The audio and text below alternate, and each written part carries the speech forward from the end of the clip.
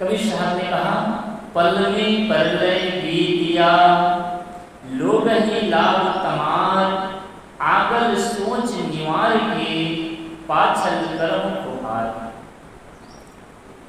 इस साथी को मैं जरूरी मनन करता हूँ, पढ़ता हूँ तो एक अलग ही अनुभूति होती है और जीवन का सारा सार इसमें आ जाता है। थोड़ी देर हम इस पर चिंतन मनन करने का प्रयास करें।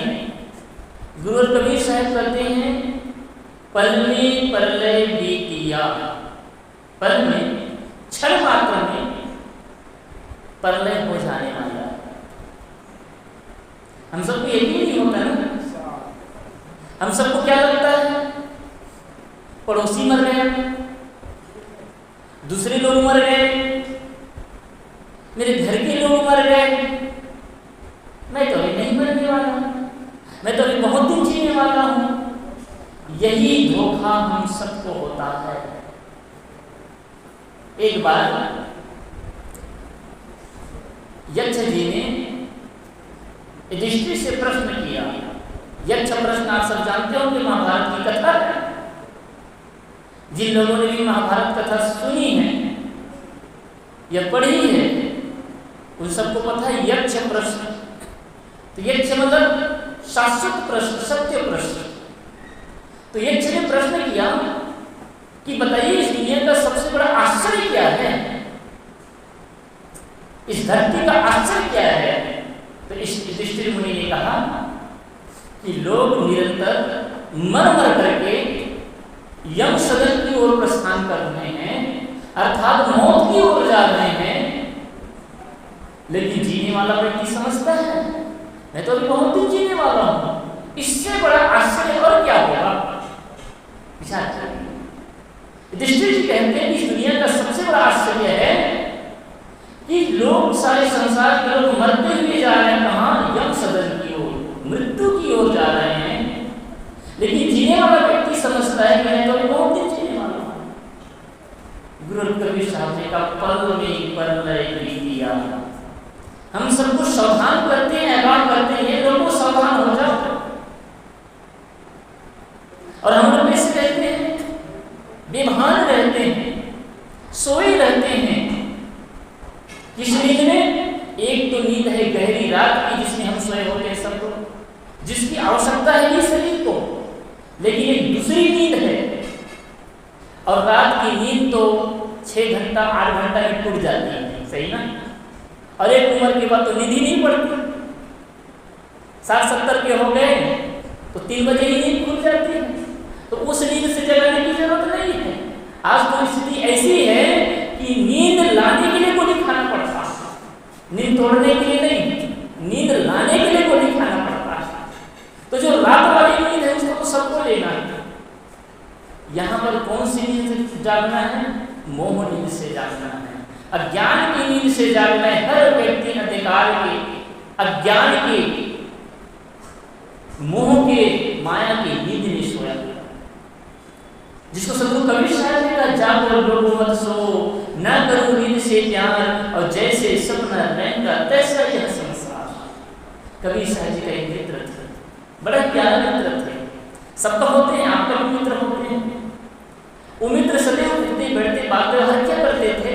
कबीर साहब बार बार जोर देते थे, भैया थोड़ा सा समय निकाल लिया करो, सत्संग भजन कर लिया करो, ज्ञान चर्चा कर लिया करो।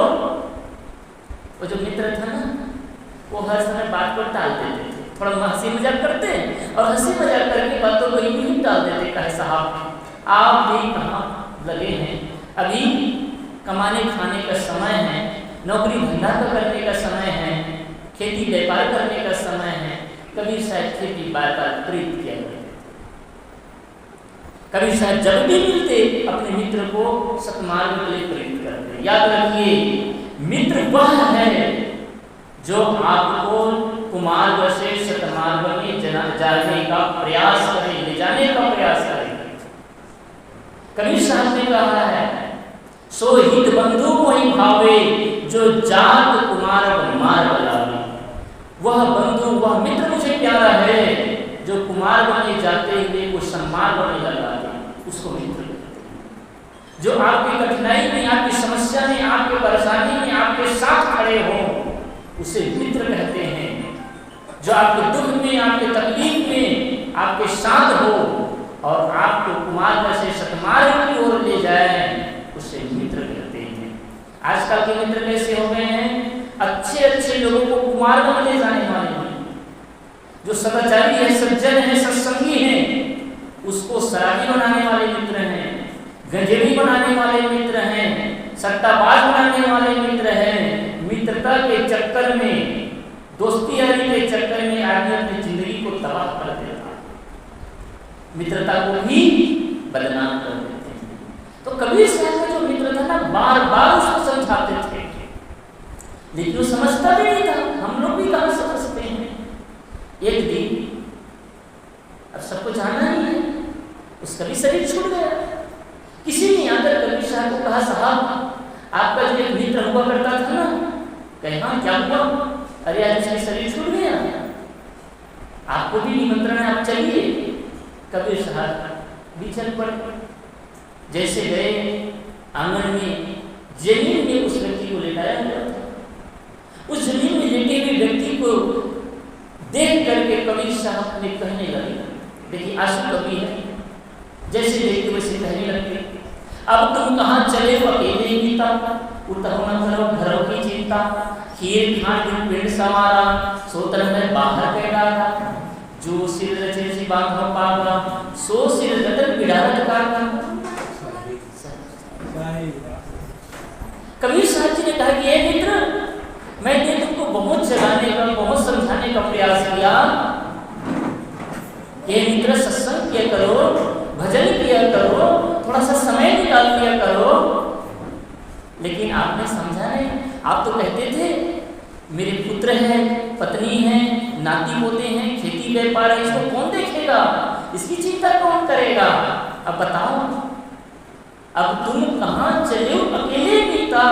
हे मित्र, तुम अपने कुटुंबियों को छोड़ करके, अपने परिजनों को छोड़ करके, अपने नाती पोतों को छोड़ करके, अपने घर द्वार को छोड़ करके तुम कहाँ चले गए?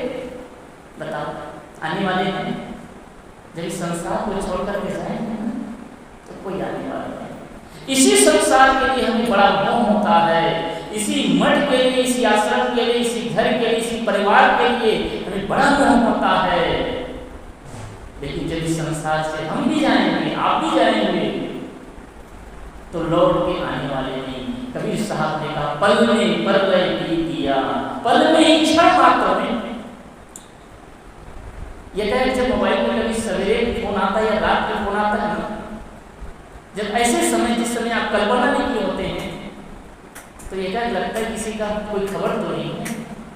और कोरोना काल में आप सबने महसूस किया, कोरोना काल में मोबाइल उठाने में डर लगता था, क्योंकि मोबाइल में केवल एक ही सूचना मिलती थी, कोई मेरे परिजन, मेरे रिश्तेदार, मेरे दोस्त, मित्र का शरीर छूट गया। ये जीवन की वास्तविकता है। रोज रोज आप कोई ना कोई घटना सुनते हैं, देखते हैं, लेकिन हम लोगों को जागृति नहीं आती, चेतना नहीं आती। राजा दशरथ ने अपने कान के समीप में एक बाल देखे, सफेद बाल।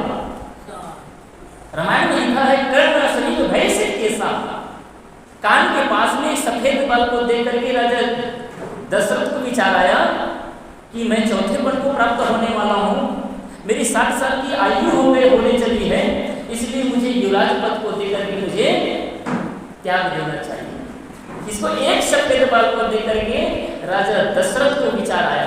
और हम सब का तो एक बाल नहीं अनेक बाल पड़ गए, एक बाल नहीं हजारों बाल को रोज दर्पण में देखते हैं, हमको कभी विचार नहीं आता। राजा सुशोधन के युवराज गौतम बुद्ध, उसने एक बार रोगी को देखा, एक बार मृत को देखा और उसको वैराग्य हो गया। ये देखने की दृष्टि है ना। हम लोग भी रोज देखते हैं मरने वालों को, पके बाल को देखते हैं, बीमार हुई को देखते हैं, सब चीज देखते हैं, लेकिन हमारे में दृष्टि नहीं आती है। इसलिए मैं बार बार कहता हूँ कि हमारा जो सिद्धांत है, भारतीय दर्शन है, इसको दर्शन कहा गया है। पूरे विश्व में जितने भी दर्शन है इसको फिलॉसफी कहा गया, फिलॉसफी कहा गया है। लेकिन भारत का जो दर्शन है उसको दर्शन कहा गया।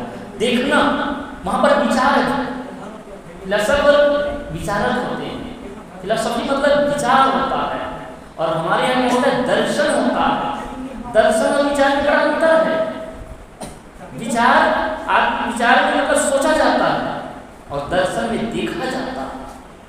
हमारे यहाँ का जो सिद्धांत है, भारतीय संस्कृति है, जो भारतीय दर्शन है, इसमें बोध प्राप्त करके, अनुभव प्राप्त करके जो कहा गया, इसलिए इसको दर्शन कहा जाता है। हमें भी दर्शन करने की जरूरत है।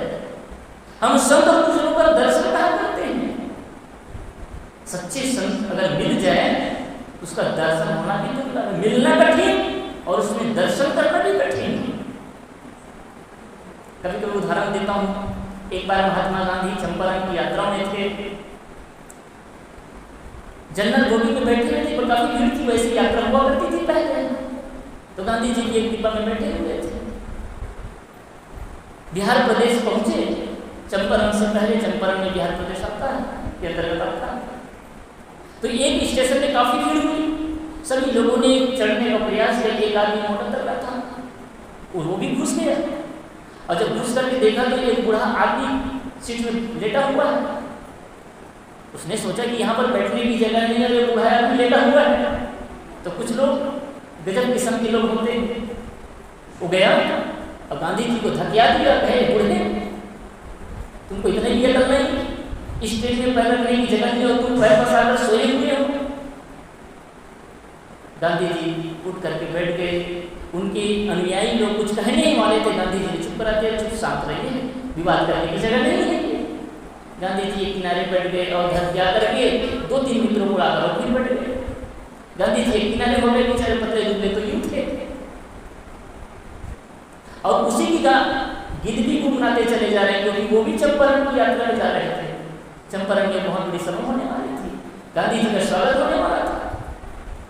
धन्य धन्य गांधी ऐसे धरती में आप पधारे। फिर गांधी जी संगीत गाने लगे, ईश्वर अल्लाह तेरो नाम सबको सम्मत दे भगवान। वो सारी गीतें गांधी जी की ही गुनगुनाते जा रहे थे, और गांधी जी बगल में बैठे हुए। चंपारण में जैसे पहुंचे, सब लोग दौड़ करके जवाहर पटेल, सरदार वल्लभ भाई पटेल और बड़े बड़े जितने नेता पहले से पहुंचे हुए थे, सब फूल माला लेकर के उस दीपक पर पहुंचे। सब लोग आश्चर्य में रहे कि इस दीपक की ओर कौन आ रहा है। गांधी जी जैसे उतरे, सभी लोग फूल माला का स्वागत किए, जय जयकारा किए। वो आदमी पीछे से उतर रहा है, कांप रहा है बेचारा, उसका पसीना निकल रहा है। ओह, जिस गांधी को दर्शन करने के लिए मैं 100 किलोमीटर 200 किलोमीटर से चल के आ रहा हूँ, उसके बगल में बैठ करके आया, और आज उसके स्वागत में फूल माला लेकर के देश के बड़े बड़े सभी नेता महानेता खड़े हुए हैं, और उसको धकिया करके मैंने बगल कर दिया। गांधी जी के चरणों में गिर गए और कहते, बाबू मुझे क्षमा कर देना, मैंने आपको पहचान नहीं पाया। गांधी जी ने कहा, सही किए, आदमी जब भाड़ा लेता है तो वह परख लेता है, तुमने भी परख लिया, सही ही किया। देखिए, आदमी देखता है, देखने से दर्शन नहीं होता है। जब तक उसका गुण, जब उसका आचरण, जब उसके रहनी दिखता नहीं है, जब उसके प्रति श्रद्धा जागृत नहीं होती है, जब उसके प्रति भाव जागृत नहीं होता है, तब तक आदमी को दर्शन ही नहीं होता है। इसलिए अपने जीवन की वास्तविकता का भी दर्शन करना है और संत महापुरुषों का भी दर्शन करना है। तो गुरु कबीर साहब कहते हैं, पल में प्रलय बीतिया, पल में ही, क्षण मात्र में ही हम सब का समय मिट जाने वाला है, बीत जाने वाला है, कुछ भी रहने वाला नहीं है। तो क्या करें? कबीर साहब की बहुत विशेषता यह रही है कि जब भी वो कोई समस्या बताते हैं ना, तो आपको बीच मझधार में छोड़ते नहीं हैं, साथ साथ समाधान भी देते हैं। यहाँ भी समाधान है, पल में प्रलय बीतिया, लोग ही लाभ तमाम, हे लोगों इसलिए तुम तमारी में लगो। और कबीर साहब तो इतने वाणी के डिक्टेटर थे, वाणी को सृजन करने में, आविष्कार करने में महारत हासिल किए हुए थे। उनके जैसे शब्द नियोजित करने वाले अद्भुत महापुरुष। तमारी में लगो, शायद तमारी शब्द का प्रयोग आप कभी कभार ही सुनते हैं। तम कहते हैं अंधकार को, अरे कहते हैं शत्रु को। जो अंधकार के शत्रु है उस पे लगो, इसमें ज्ञान नहीं लगो, प्रकाश की ओर लगो। कबीर साहब ने कहा लोग ही लाभ तमारी, हे लोगो तुम तमारी में लगो, अर्थात तुम ज्ञान मार्ग की ओर लगो, प्रकाश मार्ग की ओर लगो। अंधकार से प्रकाश की ओर जाओ, अंधकार से तुम प्रकाश की ओर जाओ, अज्ञान से तुम ज्ञान की ओर चल। हम सबका जीवन अज्ञानी की तरह है। अगर जीवन में दुख है, जीवन में परेशानियां हैं, जीवन में तनाव है, जीवन में अवसाद है, जीवन में पीड़ा है, तो इसका एक ही कारण है कि हमारी जो गाड़ी है ना गलत दिशा में जा रही है। आप रायपुर जाते हैं, एक ट्रेन में सवार होते हैं, 10 घंटा 20 घंटा 30 घंटा बैठने के बाद भी अगर इलाहाबाद नहीं पहुंचता, इसका मतलब क्या होगा? सही ना? अगर आपने रेलवे स्टेशन गया, एक गाड़ी में सवार हुआ और 1 घंटा 10 घंटा 20 घंटा 30 घंटा 60 घंटा बैठने के बाद भी इलाहाबाद नहीं पहुंचे और आप इस आस में बैठे कि इलाहाबाद आ जाए, इलाहाबाद आ जाए, तो आप कहीं ना कहीं गलत हैं। क्यों? क्योंकि आपने कहीं गलत दिशा की ओर जा रहा है और कहीं किसी गलत गाड़ी में बैठे हुए हैं। सही है ना? हम सबको अपने जीवन का मूल्यांकन करने में एक ही सूत्र है कि अगर जीवन में दुख, परेशानी, तनाव, चिंता है, पीड़ा है, संताप है और इसकी जगह मेरे जीवन में सुकून नहीं है, मेरे जीवन में शांति नहीं है, मेरे जीवन में आनंद नहीं है, मेरे जीवन में प्रेम और करुणा नहीं है, इसका मतलब है कि मैं गलत दिशा की ओर जा रहा हूँ और गलत गाड़ी में बैठा हूँ। मुझे गाड़ी भी चेंज करने की जरूरत है और दिशा भी बदलने की जरूरत है। सही है? गाड़ी आप पता करते हैं भैया ये गाड़ी कहाँ जाती है। एक बार सच्ची घटना बताता हूँ, संस्मरण है। मैं परम पूज्य गुरुदेव वर्तमान गुरुदेव श्री धर्मेंद्र साहब जी के भ्रमण के साथ में था गुजरात के कबीर आश्रम सूरत में। तो हम लोगों को वहाँ से इलाहाबाद वापस आना था, शाम के समय ट्रेन थी, तो कुछ साथी बहन को वापस धर्मपुरी जाना था। तो वर्तमान के हमारे एक संत हैं, संत श्री उपेंद्र साहब, उनको उसने संकेत किया कि देखो इन लोगों की गाड़ी है तो इसको पहले तुम छोड़ा और वहीं रहना और फिर हम लोगों से मिल करके वापस आ जाना। तो वो जो है उनको लेकर के गए रेलवे स्टेशन में, सूरत के रेलवे स्टेशन। और जानते होंगे सूरत जिसमें गया, नीचे चलने की जगह है और दूसरे मंजिल में ट्रेन चलती है, वहाँ नीचे पूरी सड़क बनी हुई आने जाने की। थोड़ा अजीब लगता है कभी कभी, समझ में नहीं आता यार। तो उन लोगों को बैठा दिए उसी एक प्लेटफार्म में और बैठा करके वो जहाँ पर हम लोग पहुँचने वाले थे और पहुँच करके जब दूर से देखे कि साहब लोग आ गए हैं, तो उन दोनों साथी बहनों को बैठा दिए कि देखो यहीं पर बड़ोदरा के लिए ट्रेन आने वाली है, उसमें तुम लोग को बैठना है, यहीं पर बैठे रहो, मैं आता हूँ। और वो आ गए 1 नंबर प्लेटफार्म हम लोगों के पास, जहाँ पूज्य गुरुदेव जी थे। पूज्य गुरुदेव जी कुछ देर बात व्यवहार करने के बारे में अचानक पूछ पड़े, अच्छा पेन शादियों को बैठा दिए? कहते नहीं गुरुदेव जी, वो लोग स्टेशन में बैठे हुए हैं, मैं उसको छोड़ करके आपका दर्शन करने आया हूँ। अरे छोड़ कर क्यों आ गए, जरा पता लगाओ। और जब पता लगाए तो पता चलता है कि वहाँ कोई है नहीं। ये सच्ची घटना है, वहाँ कोई है नहीं। फिर उनसे बापू जी से पूछा आपने किया क्या? उसने कहा कि मैं यहीं पर बैठे कितने बोला था, यहाँ पर गाड़ी आने वाली है, जिस गाड़ी में बड़ोदरा की गाड़ी आने वाली है, जिसमें जाना है। आधा घंटा तक खोजते रहे और संयोग की बात है कि हम लोगों की गाड़ी 1.5-2 घंटा लेट थी। तो आधा 1 घंटा खोजते रहे, जब नहीं मिला और उससे संपर्क करने का कोई साधन भी नहीं था क्योंकि वो दोनों साथी बहन फोन रखे भी नहीं थे। आधा पौन घंटा के बाद में वे साथी बहन लोग विजय साहब के पास पहुंचे जो आश्रम में थे।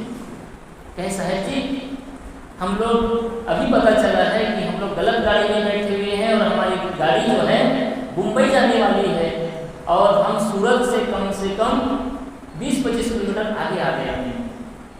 विजय साहब सिद्धरमैया साहब वर्तमान गुरुदेव जी के पास पहुंचे और फिर कनेक्ट एक दूसरे से व्यवहार से बात करते हुए फिर गाड़ी चेंज करके फिर वहीं पर आए। तब तक हम लोग इंतजार करते रहे कभी 2 घंटा देता। छोटी सी चूक क्या हुआ था, बापूजी ने कह दिया कि इसी प्लेटफार्म में बड़ोदरा वाली गाड़ी आने वाली है और संयोग से बड़ोदरा गाड़ी वाली लेट हो गई थी और मुंबई जाने वाली गाड़ी आ गई और बहनों को पता नहीं था, वो लोग बेचारे चुपचाप चढ़ गए। कभी कभी हम लोगों के साथ भी यही होता है। हम लोगों को जाना होता है कि हाँ मुक्ति की गाड़ी में मुक्ति धाम में जाना होता है, हम लोगों को सतलोक धाम में जाना होता है, हम लोगों को कल्याण मार्ग में जाना होता है, हमको कबीराश्रम में जाना होता है और हम लोगों को बीच में कहते हैं चाटा चीटी चावल ले चले, बीच में मिल गई तार, ये बीच में कुछ लोग मिल जाते हैं संगी साथी दोस्त यार और उनके चक्कर में आकर के हम दूसरी गाड़ी में बैठ जाते हैं। ये हम सबके साथ होता है। मैं कह रहा था पल में प्रलय बीतिया लोग हैं लाभ तमाम हे लोगों, इसलिए ज्ञान आपको लगने की जरूरत है। गुरु के ज्ञान ही हमें सन्मार्ग की ओर ले जाता है, हमें सतपथ की ओर ले जाता है और हमारे जीवन में एक चमक आती है, जीवन का उद्देश्य पूरा होता है। इसलिए हम हर पल हर क्षण सावधान रहें और सावधान होकर के साधना करते चलें, हर पल का निरीक्षण करते चलें। केवल आप आधा घंटा 1 घंटा ध्यान कर लेते हैं, इससे बस काम करने वाला नहीं है, ये अभ्यास काल मात्र है। तो पल में प्रलय बीतिया लोग ही लाग तमार आगल सोच निवार के पाछल कर्म उभार। ये 2 बिंदु खास जिस पर 5 मिनट का करने वाले को विराम करूंगा। आगल सोच निवार के, अगल यानी अगला आने वाले समय को, भविष्य को ध्यान में रख करके, अर्थात आप और हम जो करते हैं इसका क्या परिणाम आने वाला है, इसको सोचिए, विचारिए। आगल सोच निवारिए और सोच करके क्या करें, निर्वाह करें, निरीक्षण करें, परीक्षण करें और निरीक्षण परीक्षण करके पाछल से गुहार यानी पीछे से फिर सावधान होकर के पहले से सदगुरु के चरणों में गुहार लगाएं। ये गुरुदेव आप मुझे सन्मार्ग में लगा लीजिए, आपके सानिध्य में आपके साथ होकर के मैं अपना कल्याण कर सकता हूँ। कितनी सुंदर बात है।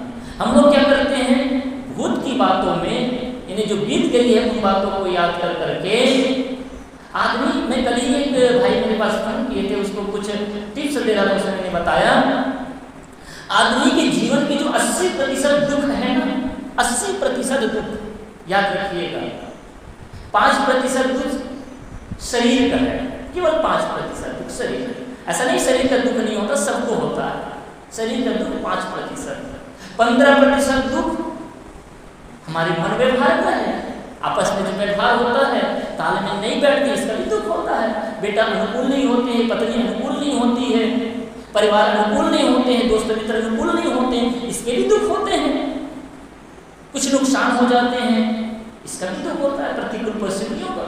ये 15%, लेकिन याद रखिए 80% जो दुख है वो काल्पनिक दुख है, वो केवल बीती बातों को याद कर करके दुख होता है। मैंने उनको समझाया कि मान लीजिए हम जीवन किसको कहते हैं आखिर, ये शरीर वही है, मन वही है, आत्मा वही है, स्थान वही है, सब चीज वही है। एक चीज को हटा दिया जाए, वो क्या है, स्मरण को। आज तक मैंने जो यादगिरी बनाई है ना, याददाश्त है मेरा, उस स्मरण को हटा दिए। वो आदमी अपने पूरे विधि बातों को भूल गए पूरा। हो सकता है कोई दुर्घटना से भूल जाते हैं। हमारे श्रद्धा साहब जी के साथ तो हुआ ही था, कुछ दिन तक बेचारी सब चीज भूल गई थी, फिर धीरे धीरे कुछ बातें यादें हैं, लेकिन वो अभी भी बताती है कि 1 महीने के बीच की बात अभी भी याद आती है उसको, पता ही नहीं 1 महीने तक क्या हुआ था, 1-2 महीने तक बीच की बात अभी भी उनके डिक्शनरी से गायब है। ये होता है, तो ये घटना से भी हो सकता है। कल्पना करिए कि आप जैसे किसी व्यक्ति का 60 साल की उम्र है और 60 साल की पुरानी सारी बातें भूल गए आपने। हॉस्पिटल में पड़े हुए डॉक्टर कहता है कि अगर जी जाए तो इसको फिर से क ख ग पढ़ाना पड़ेगा, ये सब बातें भूल गए हैं। बताइए आप किसकी बातों से दुखी होंगे, परेशान होंगे? किसको आप अपना दुश्मन समझेंगे, किसको अपना मित्र समझेंगे? समझेंगे कुछ मेमोरी ही नहीं है, कोई रिकॉर्डिंग ही नहीं है, कोई स्मरण ही नहीं है। सारा खेल केवल स्मरण का है। किसी को हमने दुश्मन मार रखा है, किसी को हमने मित्र मार रखा है, किसी को पुत्र पत्नी और परिवार मार रखा है। ये सब स्मरण की तो खेल है। और इसी बातों को याद कर करके हम लोग दुखी हैं। संत कहते हैं कि स्मरण खत्म नहीं करना है, बल्कि उन बातों को खत्म कर देना है, उन संस्कारों को खत्म कर देना है, उन यादगिरियों को खत्म कर देना है जो आपके और हमारे जीवन को परेशान किया करते हैं, दुख में रखे रहते हैं। मन वही रहेगा, बस उन बातों को खत्म कर दीजिए। यही तरीका है।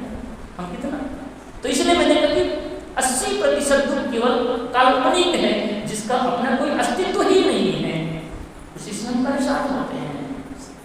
और इन काल्पनिक दुख के कारण ही हम सब बंधन में पड़े हुए हैं। जिस बंधन को कबीर साहब ने कहा कि एक बंधन है जो देखने में आता है, बहु बंधन से बांध दिया एक बेचारा जीव, केवल छोटे अपना कीड़े छुड़ा होगी।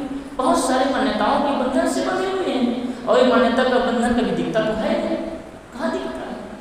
हम ऐसे ही वासना प्राप्त करते हैं। इसलिए क्या करें, जो भी हम आप करते हैं उन करने के पहले उनके परिणाम का ज्ञान प्राप्त कर लें, सोच लें, विचार लें कि इसका परिणाम क्या आने वाला है। अगर बोलने से पहले, सोचने से पहले अगर हम विचार कर लें कि जो मैं बोलने जा रहा हूँ इसका परिणाम क्या आने वाला है, क्या कभी जीवन परेशानी आ सकती है? नहीं आ सकती। हम गलत बोल ही नहीं सकते, लेकिन हमें ज्ञान, परिणाम का ज्ञान ही नहीं होता है, कभी विचारते नहीं। गुरु कबीर साहब ने एक सूत्र बस दे दिए, करो विचार जो सब दुख जाइए।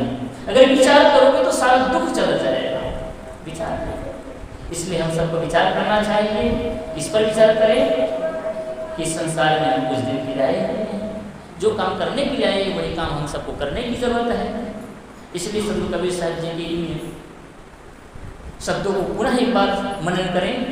पलने परलय विद्या लोग ही लागू तमार, और आकर सोच निमार के तो पाछल कर्म गया पीछे से।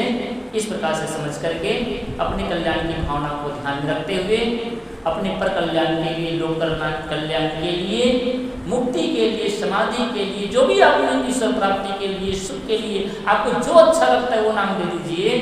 उस लक्ष्य की प्राप्ति के लिए सदगुरु के श्री चरणों में बंदगी करें, गुहार लगाएं कि गुरुदेव आप मुझे अपने शरण में अपना लीजिए, और आपके शरण में लग करके आप अपना मुझे दास बना करके मेरा भी कल्याण कर लीजिए। अगर इस प्रकार से हम विनय भाव से गुरु संतों के चरणों में लग करके अगर विनती करते हैं, विनम्र होकर के, हमने अपने जीवन को पता नहीं कितनी बार दांव लगाया, सही कि नहीं? कितनी जगह जुआ नहीं खेला? जुआ से करते ना दांव, आप वो खेत में बीच जाते हो, अभी तो जुआ है। अरे वहाँ दांव लगाया है, एक बार सदगुरु के चरणों में दांव लगा करके देखिए, हमारा मुक्ति और कल्याण निश्चित हो सकता है। आप सबको धन्यवाद देते हुए मैं मन को विराम करता हूँ। बोले सदगुरुदेव की जय।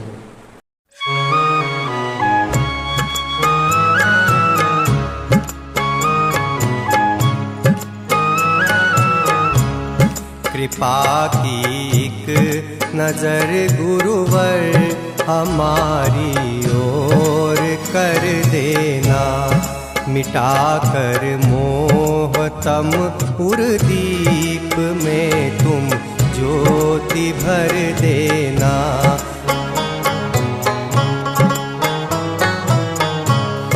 बिना तेरी कृपा के नाव धारा में फंसी मेरी, धारा में फंसी मेरी। पकड़ पतवार मंजिल दूर, बेड़ा पार कर देना। कृपा की एक नजर गुरुवर हमारी ओर कर देना।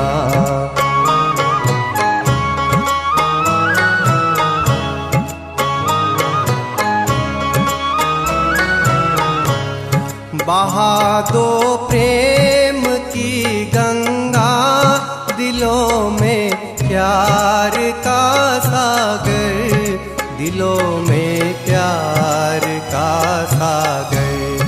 हमें आपस में मिलजुल कर प्रभु रहना सिखा देना। कृपा की एक नजर गुरुवर हमारी ओर कर देना।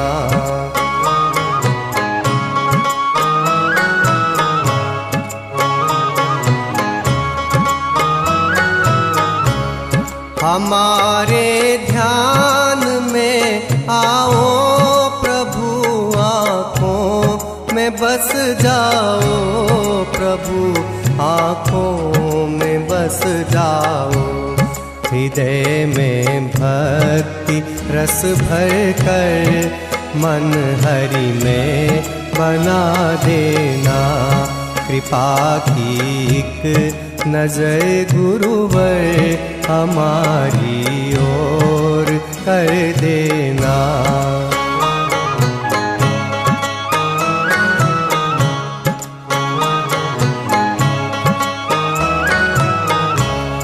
ये मन चंचल नहीं माने, फंसा भ्रम जाल